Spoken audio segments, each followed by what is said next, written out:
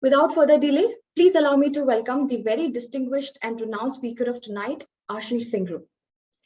Ashish is the Managing Director of eBay's Bangalore Global Center, which includes a Center of Excellence for Analytics Data Science. He has overall experience of 25 plus years working in general management as well as senior marketing and analytics leadership roles. Ashish has a unique perspective on how the application of data, technology, and business analytics has evolved in organizations in the last 2 decades. He was one of the early pioneers in driving behavior-based analytics in technology, FMCG, retail, and automotive sectors. As an organizational leader, Ashish has extensive experience in creating and developing talent pool across multiple markets and managing complex global operations efficiently and effectively. Ashish is a co-author of the Black Book on Exponential Technologies. He has been recognized as one of the top 10 most influential leaders in analytics in India and has received High Impact Global Team Award from Zinnov Consulting and is a multi-year winner of David Ogilvy Award from the Advertising Research Foundation, New York. A very warm welcome to you, Ashish. We are thrilled to have you here with us tonight. Handing the session over to you now. Thanks a lot, Shama, and it's a real privilege to be part of the IPL speaker series. I've been following the work that IPL has been doing for several years, and I have colleagues who are product managers in various organizations who speak very highly about the work IPL is doing. So I'm very delighted to be invited and to be able to share my thoughts with all of you. Great. So Shama, I think, can I share my screen? Yes, Ashish, you should be able to share your screen. I can share my screen now? Okay. Yes. So let me first put my screen up. Hold on a second. Just 1 second.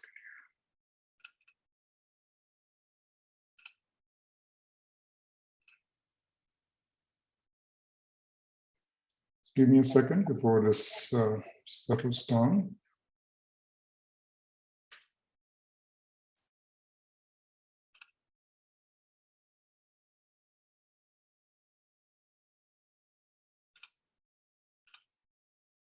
A second here.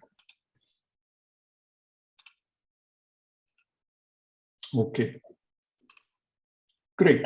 So what I thought I will do today, and we have about 45 minutes for me to talk and then some Q&A from all of you, is I'll keep it a bit fast-paced because I do want to give you all some suggestions, some tips, some tools.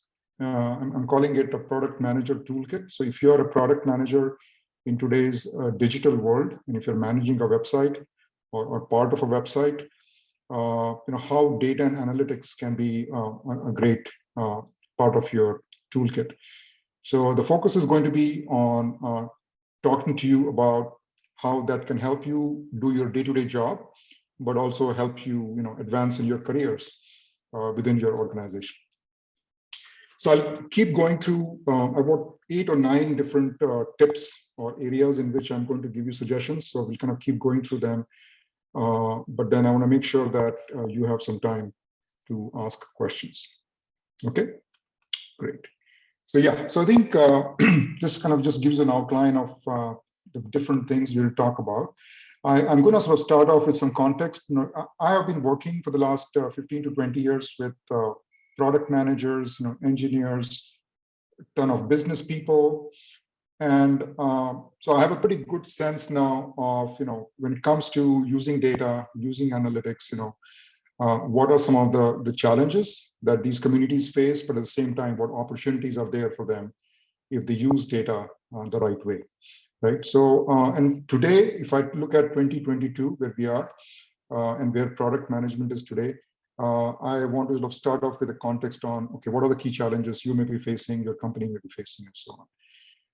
And then we'll kind of go on and talk about, various areas where your role intersects with data. So I'm not going to kind of read through all of these right now, but we'll start off with, how you can play a role in simplifying use of data in your company, Then what are the main areas for data and analytics in the toolkit? I will identify a few tools and how to use the right ones at the right time.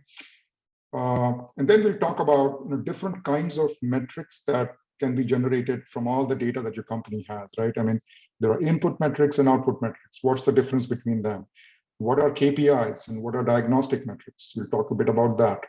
And then I want to sort of wind down by giving you some words of caution, but at the same time, some words of encouragement in terms of how to avoid some mistakes, how to avoid some blind spots with data, how regular usage of data can help you.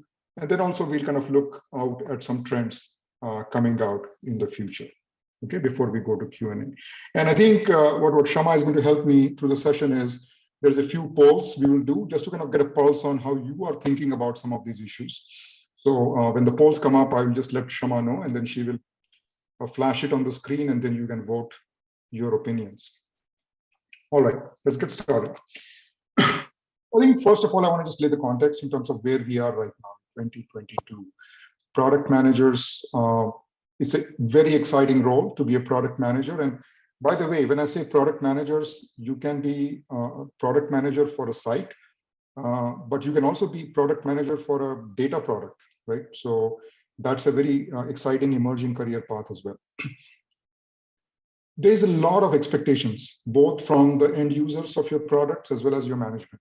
I understand, like I see that at eBay every day. I've seen that at Microsoft where I've worked before. Product managers are definitely under pressure to deliver many things. Now, what does management want? Management wants, quick product launches. Like, they come up with some idea that, they want to be implemented, and they want the PMs to move really fast and launch it. So you are sort of, under the gun to launch a product fast. Also, they may want you to be successful in the first attempt, right? I mean, we all have heard this kind of phrase that, we test and learn, and we have to take risks and learn. But in reality, a lot of times, when it comes to management, and the management is also under pressure in terms of increasing market share, improving their company's brand situation. So for the most part, they will want successful first edition launch, which puts more pressure on you. Like, how do I get it right the first time? Like, if I don't have that room to experiment too much. If your management is, working across multiple markets, they may ask you to build a product first in one market, and then they say, well, within, 1 month, I want you to expand it to other countries. Like, if you're starting in the US, how quickly can you get me to Europe? How quickly can you get me to Australia or APAC, right? Or vice versa. So that's another challenge PMs face. And then, there's always that kind of attraction that management has that, hey, the site is good, but can I add this? Can I add that? Can I see if this will work? So you're always chasing new features that you need to add to your site or to your page. So yeah, so a handful of things that you have to deal with from their side. Then when it comes to your end consumers who are actually using your product, they also have a lot of expectations in today's day and age. They all want targeted and personalized experience. Like, how do you deliver that, right? You need rich data sets, and then you need to use those data sets to be able to deliver those targeted and personalized experience. So the role of data becomes very important for you to fulfill that desire.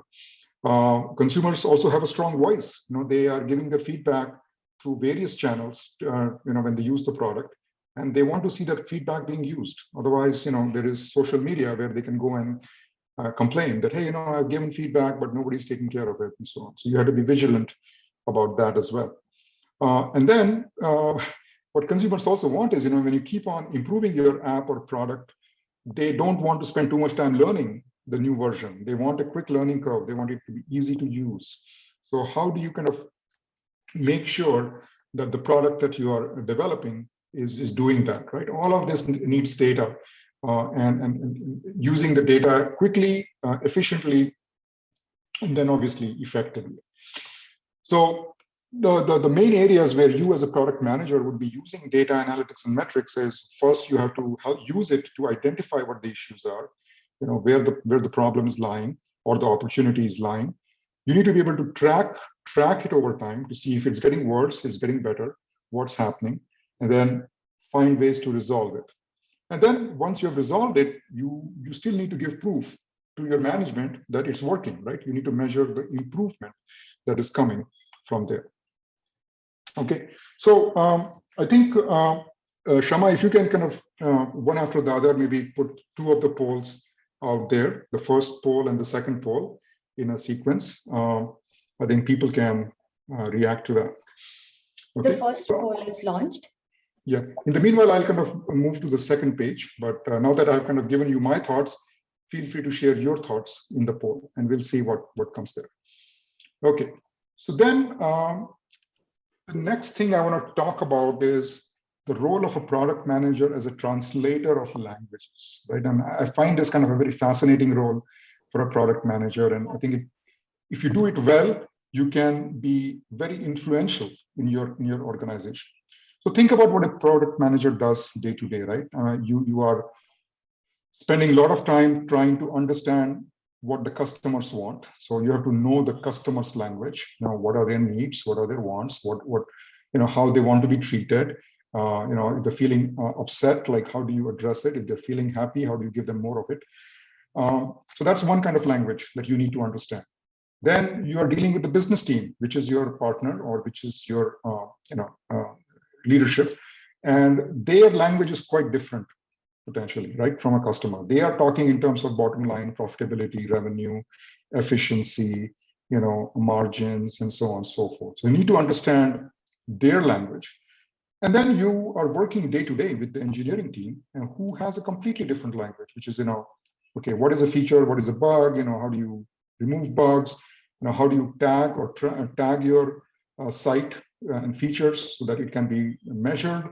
What's the flow of the site? So they talk in a very different language, but it's all very, very important as well.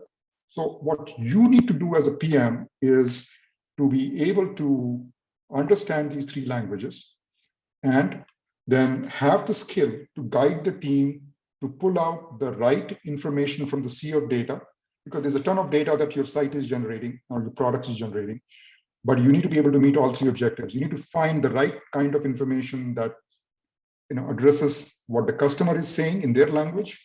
You need to find the right metrics that can help the business team address the questions that they are asking in their language. And then obviously, when you work with engineers, you have to understand what are the metrics you need so that the engineers can do their job really well and help you build a great product, right? So yeah, so I think let's see here. The second poll has come out. I think I probably must have missed quickly looking at the first poll, but I'll just share the result again with you. Yeah, so the second Are you able to see the poll? Yeah, the second poll I think makes a lot of sense. Yeah, clearly targeted and personalized experiences are the big expectation from customers. Makes total sense. Can we quickly look at the poll one results? Yeah. So let's see here. Successful product launch in the first go. Yeah, as I said, yeah, we all talk about taking risks and experimentation, but yeah, management does want successful product in the first go. And then all the other stuff is also, there. Great, thank you. Thank you all for your thoughts there. So, yeah, so I think now we can probably flash the next poll, which is about the languages, and see what you have to say on that. So I'll just pause for a few seconds. So yeah, so which language do you speak the most on a typical day at work as a product manager, right? So think about your typical day in the office and at your job, and are you speaking the language of the customer the most, or the language of business the most, or language of the engineers the most? I'm just curious to see how your day in the life is from that perspective. Okay, great, thank you. Okay, so yeah, so I think I'll just kind of keep moving forward. Okay, let's see here. We got results quickly. Can you flash it back again, the results? Language of customers is tops. Great, that's very, very good to hear.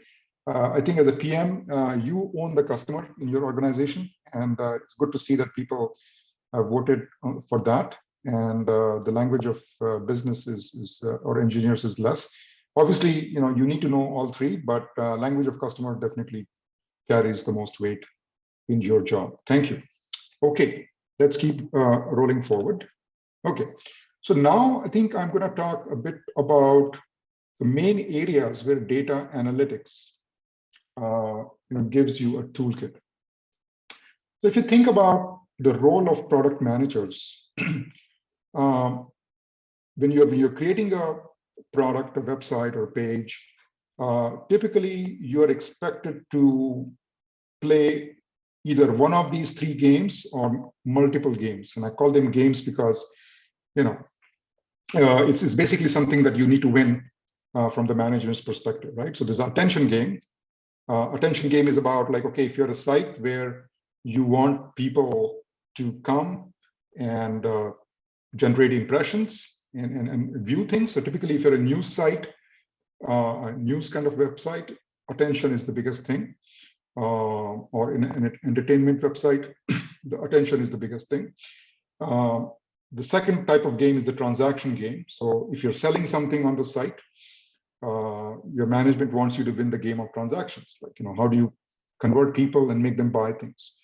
And then the third game is the productivity game, which can basically happen in both attention and transaction, which is about, how efficient are you once people come to the site, how efficiently can you make them do things that you want them to do, right? Without, very high costs. So typically you'll probably play more than one of these games in your job. And you need different kinds of metrics for each of these games, right? So when it comes to attention game, there are these input metrics that are much more important. That is, okay, how much traffic is coming to the site? That's an input metric. And I'll talk a bit more about input metrics and output metrics in a second. But the inbound metrics, if, okay, there's a marketing team that's spending money and getting people to your site, you will be paying more attention to that because that will help you figure out how to do well there. And typically with attention metrics, people need information very fast. So if you launch a site or a feature, data will start getting generated very quickly, literally in the matter of minutes or hours. And your management may also expect you to start publishing reports pretty quickly. So it's a very fast-paced game, attention metrics. The next one is transaction metrics. That one is a bit of a slower game. It needs more time and more planning in terms of like, how do you collect the data and how do you then analyze and report it. But that is really focused around what is the output or outcome that your site generates. Typically, it is a sale or a revenue that comes from your site, right? So that is, and typically, when you launch a site, an e-commerce site, what we see at eBay is that it takes time for people to start kind of getting used to the site, spending time on the site, and then they start buying things, right? So you won't get results immediately like for attention metrics. So you have to be able to explain this to your management that, look, these kind of metrics, the transaction metrics are different in nature than attention metrics, and you need to wait till you get results. Otherwise, if you give them some premature results, they will reach some premature conclusions, and that won't be a good outcome for anybody, right? So that's the transaction metrics. And the third one is the productivity metrics. There's a really important, I think, for both you as a product manager and for the company. But there, what you need to do is to work with other departments as well, because it is really about, okay, somebody comes from somewhere else to your site, they go through your site, and then they go somewhere else. And the productivity metrics are going to measure, okay, how efficiently they move through this pipeline, right? Or funnel. The common word many of you may have heard in your companies is funnel. So productivity metrics are a lot about how efficient is your funnel, right? How much effort does it take to move people from stage 1 to stage 2 to stage 3 to stage 4? And these kind of metrics require data that you may not completely own yourself. You may have to work with other departments, get the data from them before you can get the end-to-end view on productivity metrics. I mean, I have been amazed even within my own company or other companies that I've worked with or talked to, that sometimes just because different departments don't talk to each other very well, getting productivity metrics can be very difficult for a PM, but that's where the PM has to put in that extra effort. So yeah. Okay, and then one thing on the sidebar I've put is planning, monitoring, and evaluating, right? All of these metrics, you need to first plan for them, like what are the right metrics, how frequently you'll measure them, how fast you'll measure them. Then you need to keep monitoring them using your dashboards. And then at a certain point of time, you need to do an evaluation of whether you have really won the game or you have not won the game, right? So it's a three-stage process. You can't just jump straight to evaluation. You need to plan, you need to monitor, and only then you can evaluate whether you were successful at getting attention, getting transactions, or making your site productive. Okay. So let's see. I think here I had yes, I had one poll here as well. Rama, if you want to just flash the question. Yeah, in your organization, which area are you as PM focusing on most often? Now that I've explained to you what I mean by these three types of games, would love to know. I've given you examples, right? So do you focus a lot on attention? Do you focus more on transaction? Do you focus more on productivity type metrics? And I know all of you might be from different types of organizations. So just think from your perspective. And yeah, once we get a result, then we'll move on.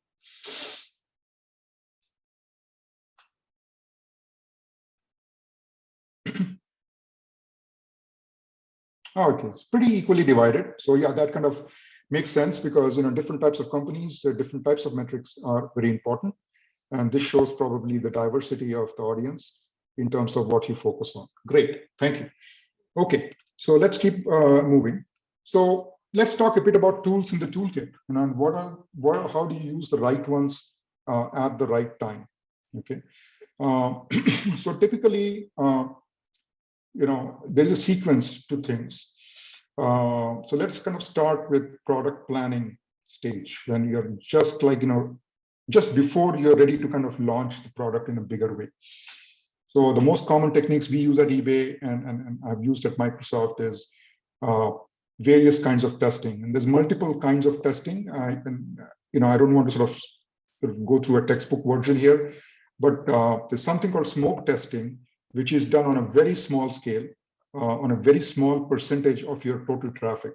So most of your traffic will not see this new feature or new site, but only a small fraction of it, where you just kind of make sure that, okay, nothing is broken, the site is working okay, people are able to move through it.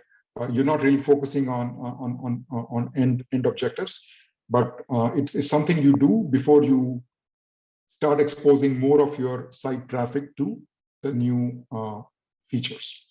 Then comes A/B testing, which is a much more bold way to test out your product.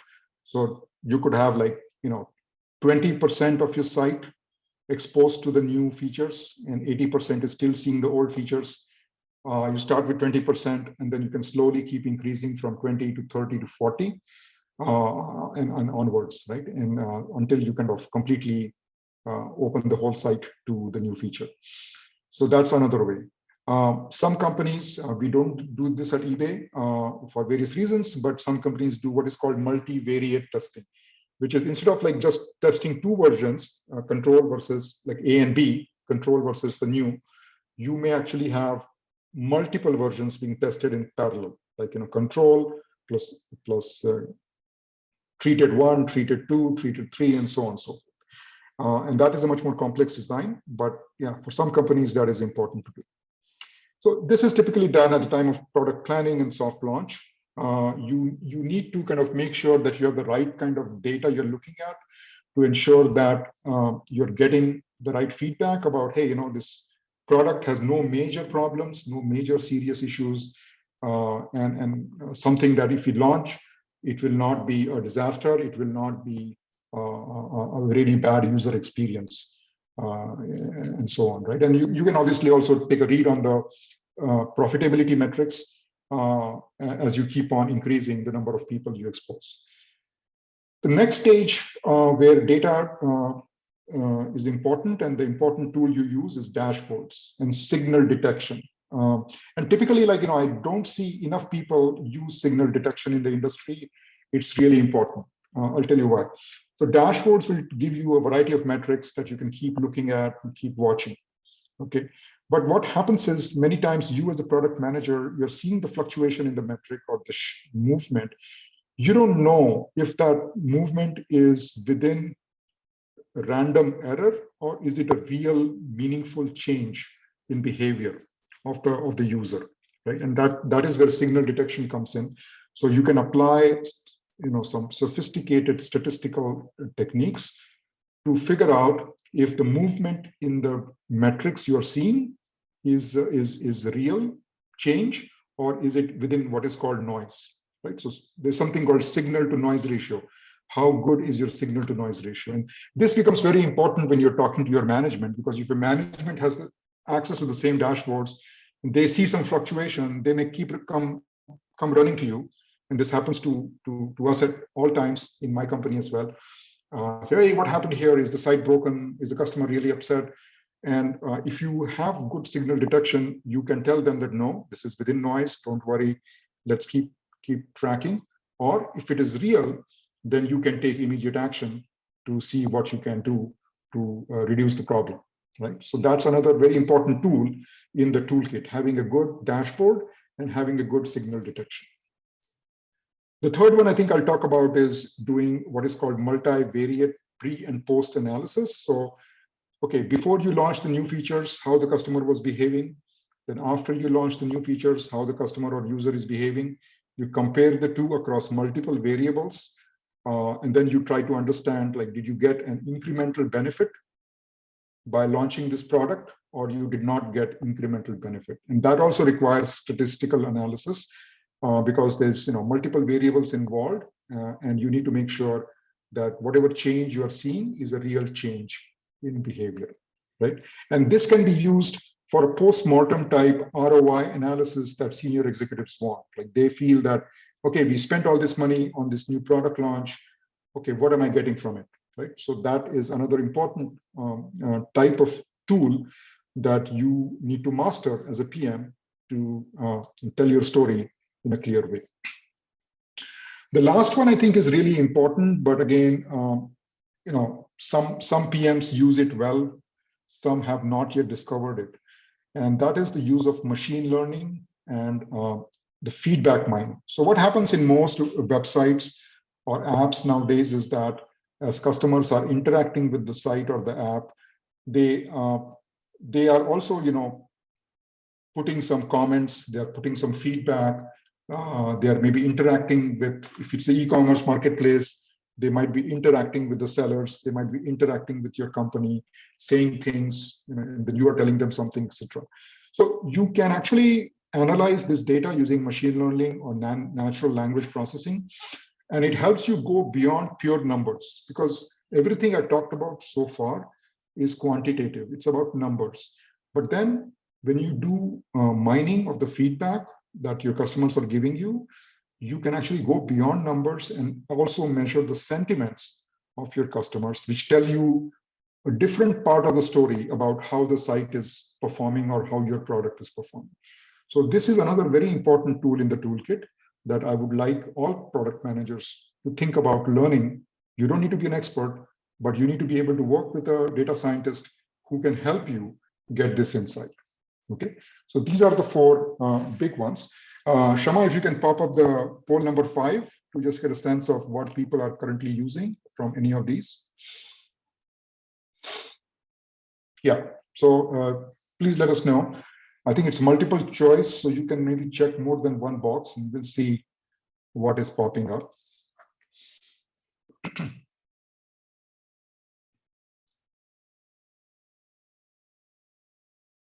Okay, people are thinking. All right, we'll just wait for a few more seconds before moving.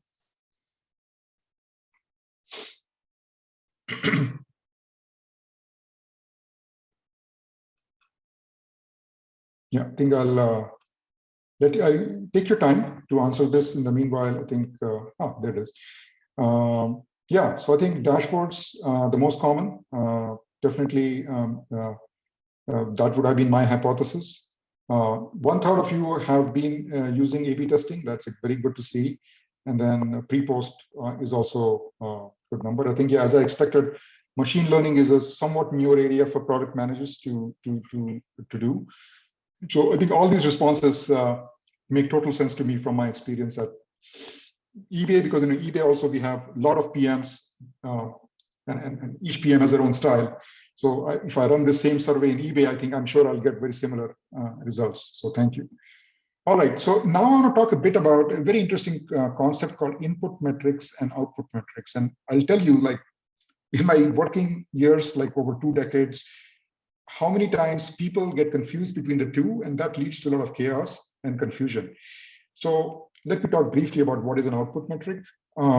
So these are your end goals, right? And what you measure success primarily for your product, right? So, or experience that you're doing.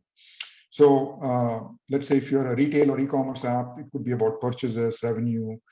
Maybe if you're running a loyalty program and how many people are signing up for your loyalty card or loyalty scheme, and so on.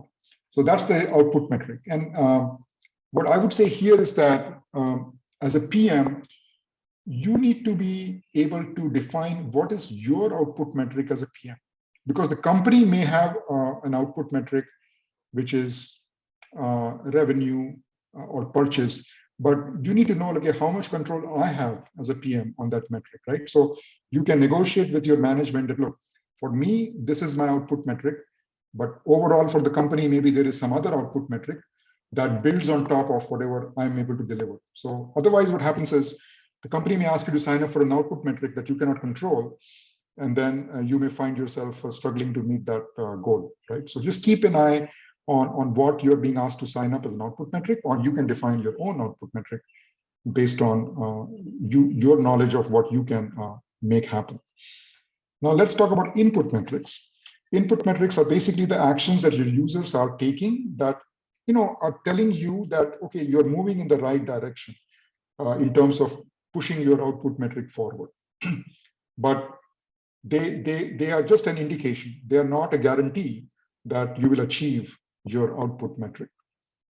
So let's say, you know, your ultimate output metric is purchase or revenue, but on the site you're able to see that you know, how many people on average or how many products on average do people see per session. It's an encouraging sign, right? If that number is going up, that means that's okay. Maybe I think I'm in the right direction. But many times what happens is people may end up doing one of many things.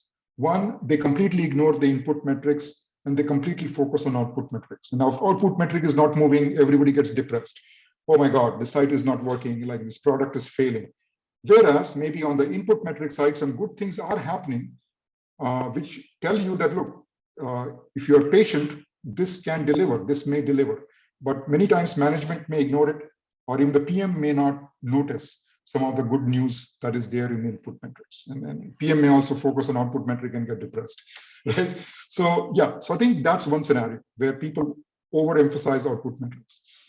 The other scenario on the other extreme is you see something happen in the input metrics and you get super excited. Like, oh, wow, look, this is like moving and I think they're going to be successful. You start opening the champagne and so on, right?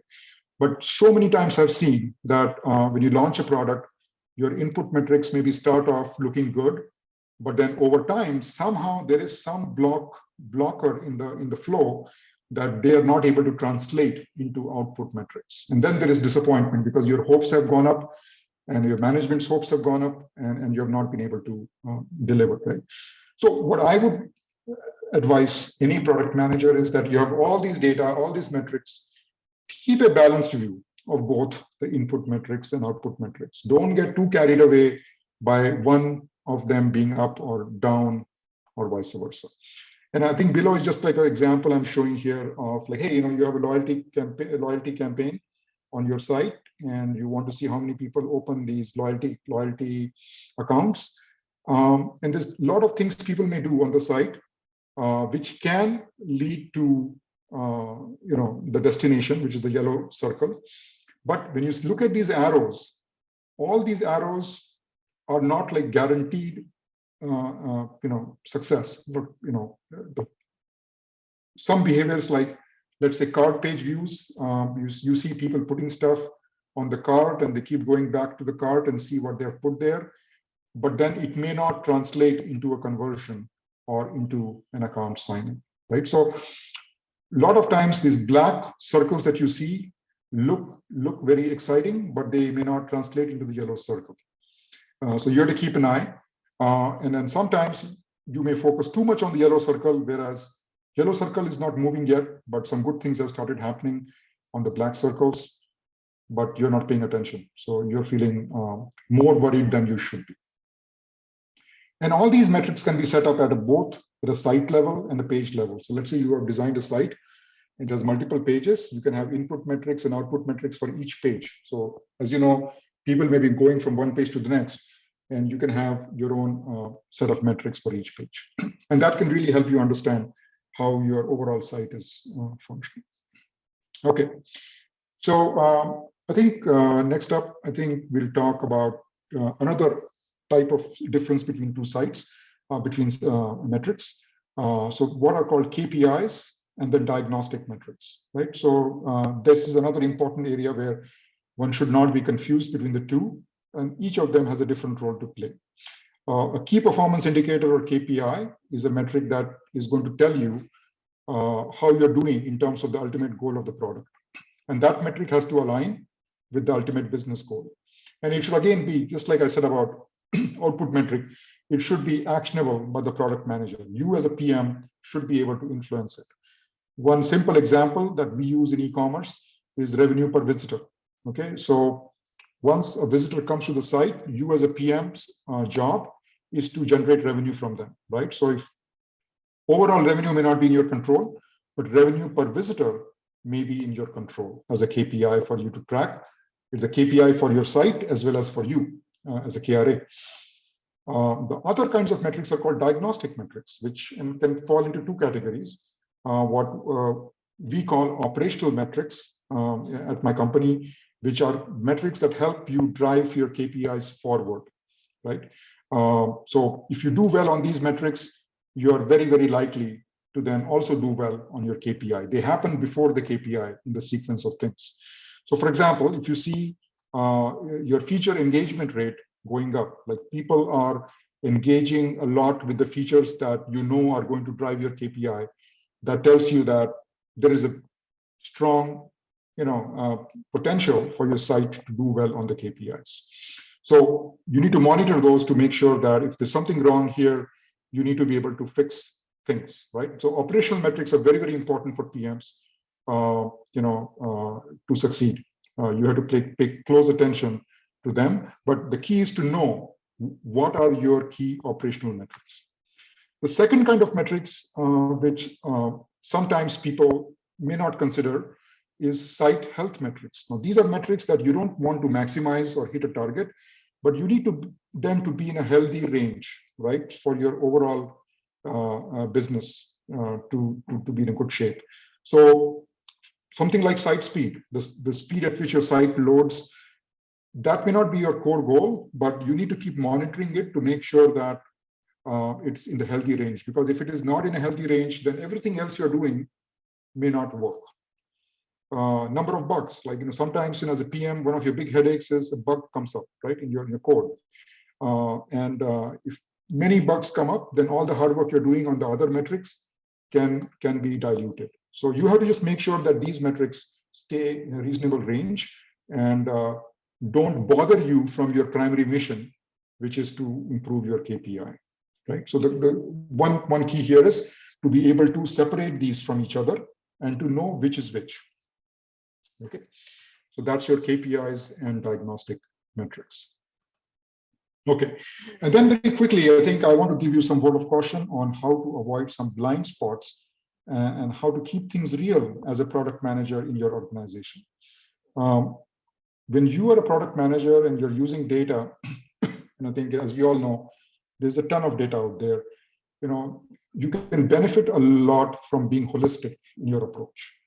So don't get obsessed with a single metric. If a single metric is not moving, don't just say, okay, because this metric is not moving, I'm going to delay my product launch. or I'm going to stop the launch. Look at some other metrics, like, right? So even if your KPI is not moving that much, but if your diagnostic metrics are looking really good, it's a good idea to take a little bit of risk and go ahead with the launch, right? Because once more people use it, the metric can start changing. Don't react to every fluctuation after your product is released. Okay, I talked about signal and noise earlier. Make sure that you don't react to every movement. Try to understand what is signal and what is noise. The third one, I think in today's day and age, as we are in 2022, and as we go ahead, see, we are very mature as an industry in terms of analyzing numbers. What we are not yet mature on is how to analyze and understand what unstructured data is telling us, whatever data we are getting from call centers or chats. So think about an e-commerce company, whether it is my company or some of the competitors, right? People, when they use the site, they may give something in the chat, or they may just pick up the phone and call somebody in the customer service center and have a conversation. All of that data, the text data, is very important, and they tell a story beyond the numbers. I think we talked about it earlier, but I just want to repeat that point. So make sure you just don't read the numbers, you also hear the voice of your customer. Okay, so that will help you avoid any blind spots. And the last one I think I would say here is do the user research. Like, make sure you invest some time to talk to users, doing some either surveys or focus groups, or seeing how they behave. Because one thing I have seen, and I have worked across the globe in terms of launching products, very, very high stakes products for Microsoft and eBay. And people often make this mistake that the product worked in one market or with one segment of customers, and it will work elsewhere. It doesn't happen many, many times, right? So be very, very careful with that and do your user research. And then one of the last things I want to tell you is that, using data analytics is cool. I think as PMs, I think you are all hearing that, look, let's use more data. But my message to you is that make it part of your daily diet, not like, just like once a week you eat a lot, like at a party, or you go to a restaurant, you eat a lot, binge a lot, right? So don't do binge kind of behavior with data. Use it as a daily diet, regular diet in a regular, reasonable quantity. And this will help you in terms of a lot of benefits, right? Because by regular usage, you can help avoid biases when you interpret the data, because if you use data only once a month, risk is higher of you reacting in a sharp way versus if you're doing it regularly. It also helps you keep a more continuous pulse on your customer behavior. Since you are watching data every day, you become a better storyteller because you can see a lot of details that you won't see if you see it only once a month. And just being plugged in gives you that ability to influence engineers and business leaders more, right? You're more literate. And finally, I think it will keep on feeding your creativity. Like if you check data regularly, you will keep thinking of new ideas to engage your consumer. Okay, and this is the last slide, which is, what are the trends that you need to watch out for as we go further into this decade, right? So the first one I want to talk about is there's going to be a lot of emphasis on self-serve tools. So as a PM, you need to be aware of a lot of new tools that are coming in the market that will help you, manage your own analytics. You don't need to actually go to a separate analytics team to get help to understand your product. But that will require some work on your part to learn how to use these tools. So that's coming, and keep your eyes open for how these tools will help you. The second thing is that I think we all saw that 1/3 of you are already using A/B testing and so on, but experimentation platforms are getting very sophisticated.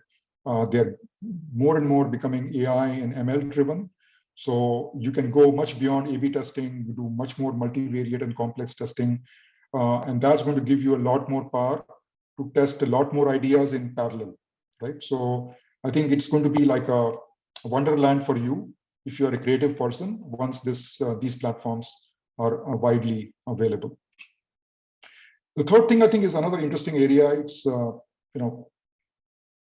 don't think like many people are paying that much attention to it, but there's a lot of exciting work going on in neuro-based user research. So instead of just asking people questions and doing surveys, there is now ways in which people's emotions, when they're using a site, is being captured through complex electronic technologies, right?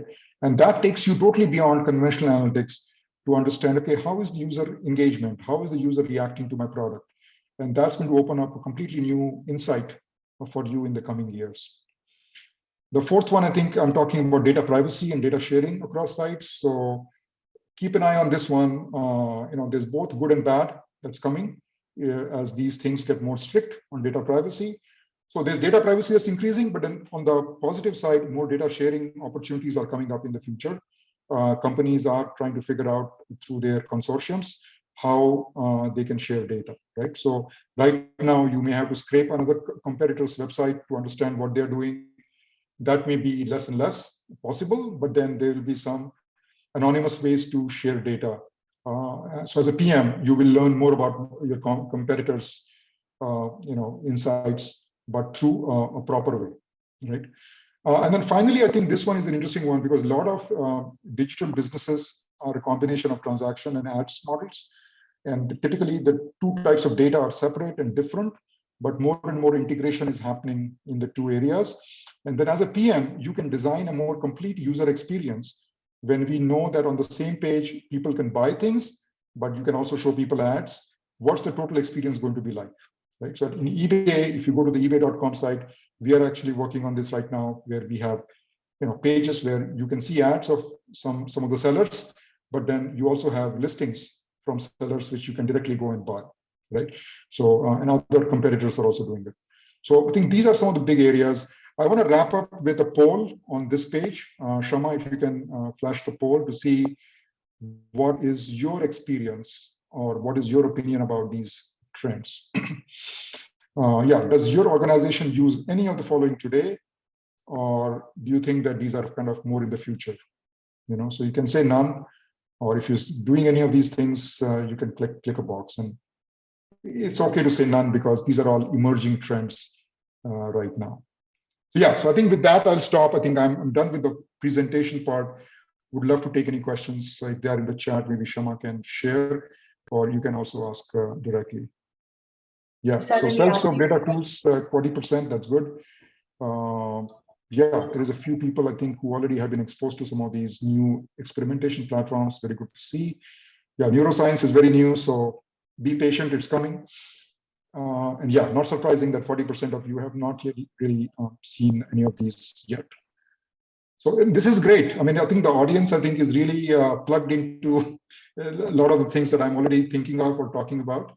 The polls kind of show that, but would love to hear a few questions from all of you. Yes, definitely. And if the audience relates to what you're saying, audience, please go ahead and take this chance to have a one-on-one discussion with Ashish. Put on your questions and share your experience with us. You can raise your hand and I can unmute you and you can ask your question live to the speaker. So firstly, I think I see some questions here. Right. Let's see here. Okay. Do you First want me to question, I think, is which analytics tools do you use at eBay? Yeah.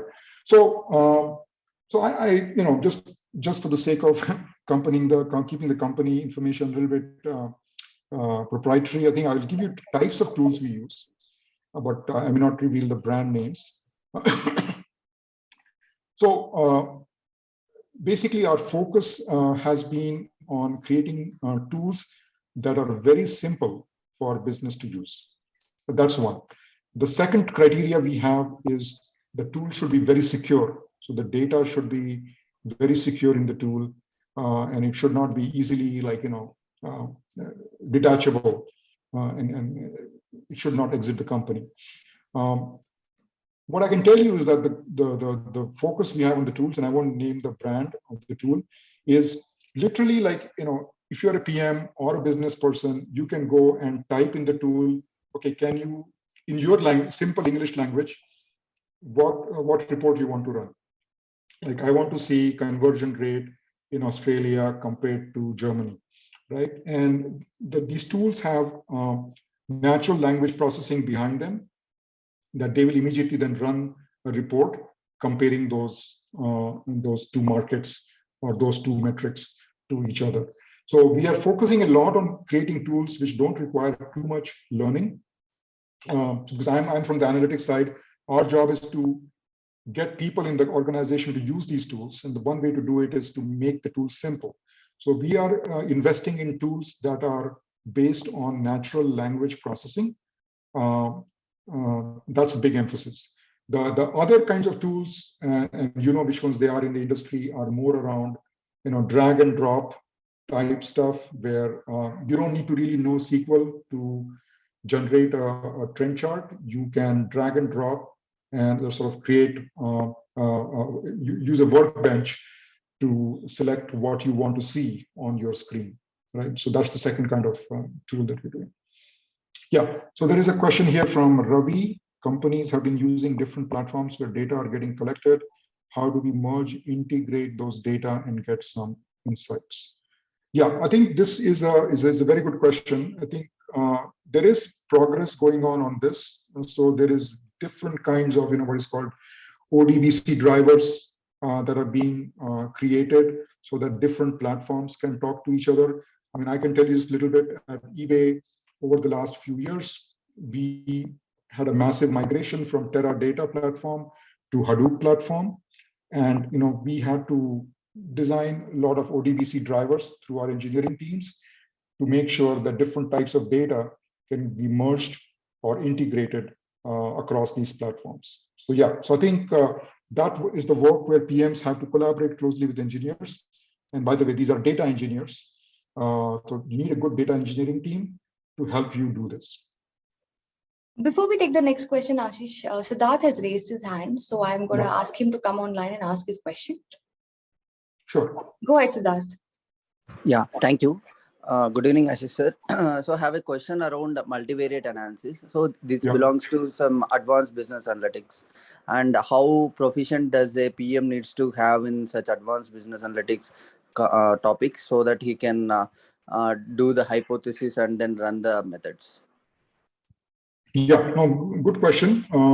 So no, the good news is that what I would say the PM needs to be very clear about is, as I was speaking earlier, the PM needs to be very clear about what are the KPIs and what are the operational metrics or what are the health metrics and so on, right? Because when you are doing multivariate analysis, you're going to get some results which show that, okay, this metric is more important than the other metric. And you need to then use that information to decide, okay, which operational metric is the most critical, which site health metric is the most critical, which of these 10 metrics, which 2 can be my KPIs. So I think what I would say the PM needs to be very clear about is what is the data telling me in terms of what metric is important versus what does it match what my customer would consider it important, right? Because ultimately you have to also think about what the customer wants from the experience. And if this metric, if you improve this metric, will it improve customer experience? Because see, what happens with multivariate analysis is that mathematically you will get some result, but what the maths is telling you may be completely meaningless to the customer, because the customer's language is different, customer's way of thinking is different from a pure math algorithm, right? So you need to be able to balance between what makes sense for a customer and what the data or the maths is telling you, and then find that intersection where, okay, this is what I'm getting from the multivariate analysis, and this makes sense from the customer point of view.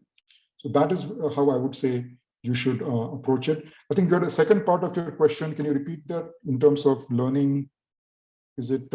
Yes, sir. So the question was, the question was around the same advanced business analytics topics such as multivariate analysis. So it requires some mathematical skills or advanced so that is the job of a data scientist, or a tool that you have will do that. You don't need to get inside the black box of how that analysis is run. Where you become very important is what goes into the black box, and then when things come out of the black box, how do you interpret it? And again, avoid a blind spot. Don't just completely believe what the number is saying.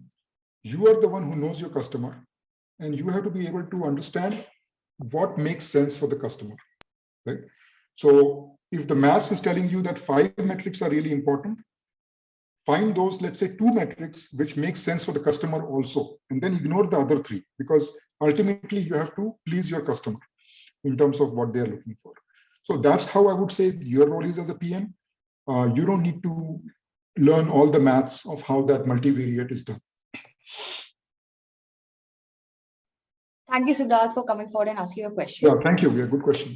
Yeah, and I encourage others to do the same. Please ask your questions for the few minutes that we have left with Ashish. Can we take a few more questions, Ashish? I know it's 9 o'clock. Yeah, no, I think we can take a few minutes. I'm Okay, seeing so a question. there is one here. question from Yeah.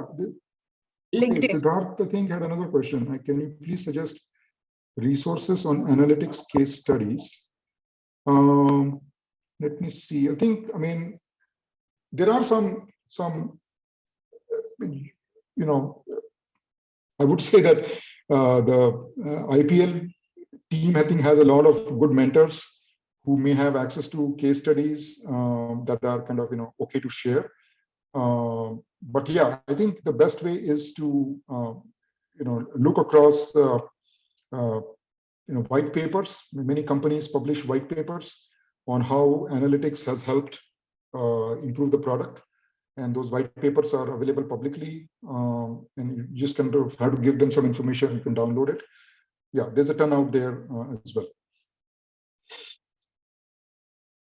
So the next question is from the Q&A window. If you can just open that. So yeah. I'm not sure who is asking this, but it's related to poll 3, language of customer. If as PM I sought for voice of customer, product will become most likely market-driven product. For the long run, don't we see as a threat and most likely die in market very soon? For example, Flipkart. Let me just try to understand the crux of the question again. Sort of voice of customer, market-driven product. Okay, so is the question really asking that if we simply listen to the voice of customer, our product will become market-driven and it won't really succeed in the long term? Like, so maybe the person is asking that instead of following the voice of customer, we should actually come up with a original idea that customer is not thought of, is it? I request the attendee to come forward, raise your hand and have a discussion. Feel free to, just clarify if you want. Right. Meanwhile, we'll take this one more question, Ashish, from LinkedIn. This is from Kalyan. Okay. Can you shed some light on prominent self-serve tools that we should be familiar with? Yeah. So, I mean, I think there is a few tools that are coming up, in the industry right now. So Tableau is, I think, one company that is constantly innovating. I think their tools, when they first started, were more designed for data scientists. But now increasingly, their tools are becoming more and more friendly to use for business executives and product managers. I think some of the more traditional companies, like, let's say SPSS or SAS, I don't see them having done enough to improve their self-serve capabilities. But yeah, I think I can give Tableau as one example. Another company that comes to mind, which makes it very easy to do A/B testing and getting reports from A/B tests, is Optimizely. And I know some of the senior people there in the US who are working on innovations there. But yeah, I think they are making A/B testing tools very easy and self-serve for people to use. Yeah, so there is definitely a few options out there. But again, I think don't just believe it when somebody says they have a self-serve tool. Look for a demo, try it out, because many tools don't completely address the need of the PM from that point of view. They still require a lot of learning. I think my definition of a good self-serve tool is when it is very easy to learn. You can literally quickly plug and play.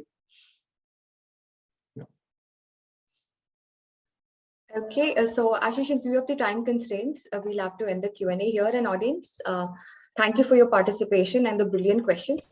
But before we conclude, I request Ashish to announce the winner of Taylor Scholarship of $200 that we promised at the beginning of the session. So any question that you would want to reward the award with?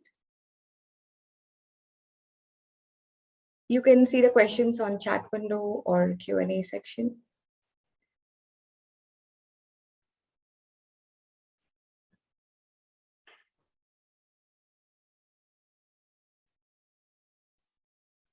Sorry.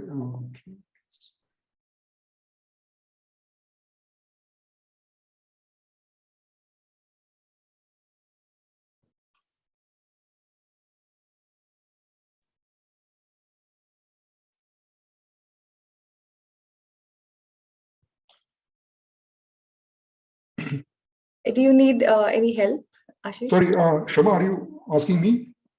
Yeah, I'm ready for you to pick the winner of the question, the best Oh, question. winner the best. I was waiting for you to announce the winner. Yeah. No, I think definitely. I think the best question that was asked today, I think I think the most interesting question in terms of where challenges are is the one from Ravi about companies how using different platforms where data is getting collected and how to merge integrate those data. I think it's a big issue right now, and in fact because that question actually I can give you guys an interesting insight because from a career point of view, some of you might be interested. So one of the fields that just in the last 2 years has become very popular and very much in demand is data engineering. So literally 5 years ago, and it was more than 5 years ago when Harvard Business Review had that article about data scientists being the sexiest job of the 21st century. But now I think I would say data engineering is the sexiest job of the 21st century because companies are really struggling with this topic, right? Okay, when there's data from a lot of internal platforms, data sitting in some external platforms, how do you integrate and merge it and get some insights? And a lot of the PMs have a very incomplete view of their user because they're not able to integrate this insight, right? So I think this is a very core question that companies are dealing with. So thank you, Ravi, for asking that. And I think this was, in my view, the most insightful question. Thank you, Ashish. And Ravi, congratulations on winning the Taylor Scholarship, and we'll reach out to you with the reward shortly. Yeah, and sorry, Shama, I think I didn't realize that the pause was. No, probably I spoke a little too fast. No worries. No worries. Yeah. So, Ashish, we have enjoyed having you with us. It's been a complete pleasure. Please accept this certificate of appreciation from the Institute, a small gesture. So if you scan the QR code on the certificate, it will take you to a dedicated Hall of Fame page that we have created for you, which will hold a recording of this session. Give it a few hours for us to upload and you can watch the recording. Okay, 1 second. Let me just quickly take the QR code. And by the way, I mean, it was a real pleasure. I think the audience has been absolutely. Thank you so much for the brilliant and insightful session, and hope to engage with you in the future events as well, Ashish. Yeah. Thanks a lot, everyone. Have a great day and enjoy your life as a PM. I think it's a great career. I wish I had started off as a PM myself 25 years ago. Oh, wow. Good to know that.